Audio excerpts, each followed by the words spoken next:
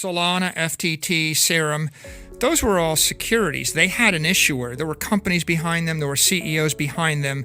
People could make more of them. People can destroy them. There are some people, insiders, that had disproportionate interest in them. Those could only be ethically sold to the general public pursuant to a full and fair disclosure. Right? This is common sense, right? If you create something and you dump it on the general population, you have an ethical obligation to tell them who made the decision, how much is there, what is your background, what's going to happen next. That's what you do when you take a company public. So coming back to this crypto issue, you had a little war between the two factions, and the right answer is, if you're selling a crypto security, it should be regulated by the SEC. If you have a crypto commodity, then it's not a security. Now the question is, what's a crypto commodity? The chair of the SEC has said the only crypto asset that's clearly a commodity is Bitcoin. The chair of the CFTC had said, as of a few months ago, the only crypto assets that are commodities are Bitcoin and Ether. But Ethereum's not really a commodity. Ethereum is a security, and that has been a big fight in the community below the surface. As of last Wednesday, the chair of the CFTC went to Princeton, gave a speech, and said, the only crypto asset which I deem as a commodity is Bitcoin. So now you have the CFTC and the SEC and certain other regulators, the head of Treasury, the head of the Federal Reserve, all of them, in essence, endorsing Bitcoin as a commodity and leaving us to figure out what we're going to do with the securities and the currencies that exist in this system. The thing that brought FTX crashing down is that Sam went to D.C., spent a lot of money on lobbyists, lobbied for this bill that would have made both Bitcoin and Ethereum commodities. Michael Saylor, the biggest Bitcoin Maximalist who owns more than 130,000 Bitcoin, is yet again back with another one of his claims. Michael, as we all know, believes Bitcoin is the only commodity, and all other proof-of-stake cryptocurrencies such as Ethereum and XRP are security which are going to die anytime soon. Michael has explained who the CEO of Binance is and why he believes the proof-of-stake is a Ponzi scheme which will eventually die. So if you want to hear all about what Michael thinks of current crypto market situations and the future predictions, then do watch the video until the end and subscribe to the channel if you haven't yet. Offshore, the most influential person in the industry is CZ, but worldwide, I think the most influential person in the industry is the chair of the SEC.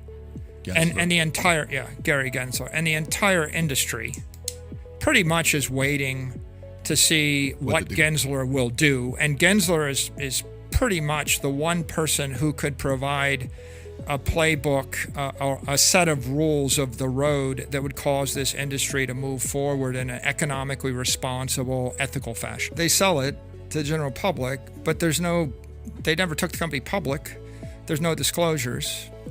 Right, so the SEC's position is you're selling an unregistered security. It's a crypto token, right? Just like Ethereum is an unregistered security. It's controlled by a few people in the Ethereum Foundation and Consensus. Fair. Then here's a question. Just like FTT, just like Solana. Perfect. But here's a follow-up. They're all Michael. unregistered security. You create a protocol, you give it to the world, you disclaim beneficial ownership of it, you disclaim control of it, and you disappear.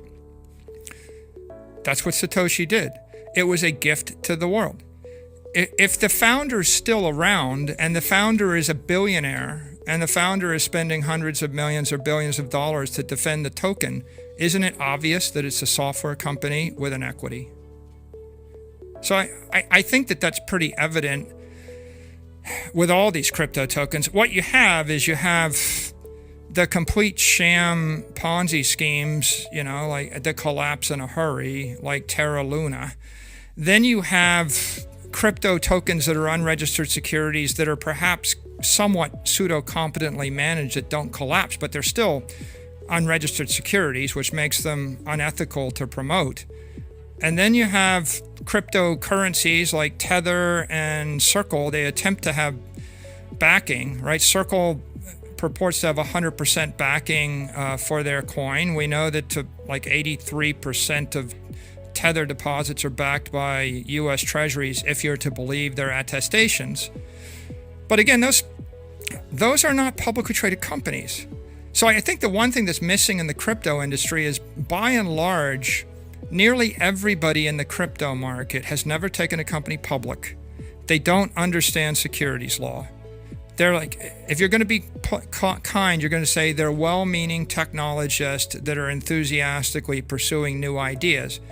But generally, they're pursuing new ideas in an irresponsible, inappropriate, unethical fashion. Solana, FTT, Serum, those were all securities. They had an issuer. There were companies behind them. There were CEOs behind them. People could make more of them. People can destroy them. There are some people, insiders, that had disproportionate interest in them.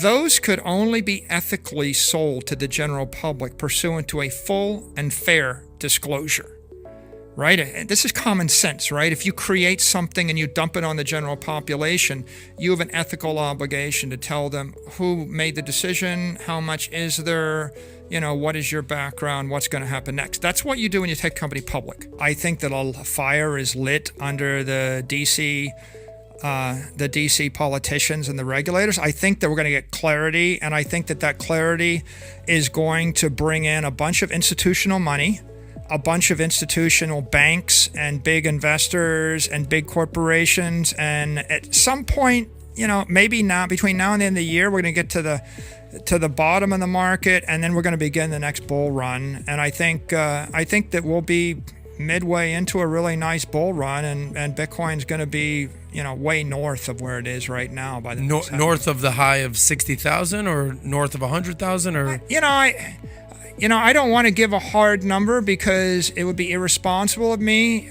but I just feel like Bitcoin has suffered the deleveraging, like that. Guys like FTX, they took $10 billion and then they panic sold it, or fire sales sold billions of dollars of assets, and that's what's got us to where we are. Once all of the bad actors and all of the irresponsible players have fire sold and, panic sold all of their Bitcoin, then what you've done is you've transferred it into much stronger hands. And so I think that certainly we ought to be back to a solid place. So that's all that Michael thinks, but do you guys agree with him? Will Ethereum die? Do let us know your views in the comments section below. Now, if you have found the content helpful, then don't forget to give this video a thumbs up and do subscribe to our channel for more content like this. Thanks for watching. See you in the next video. Until then, goodbye.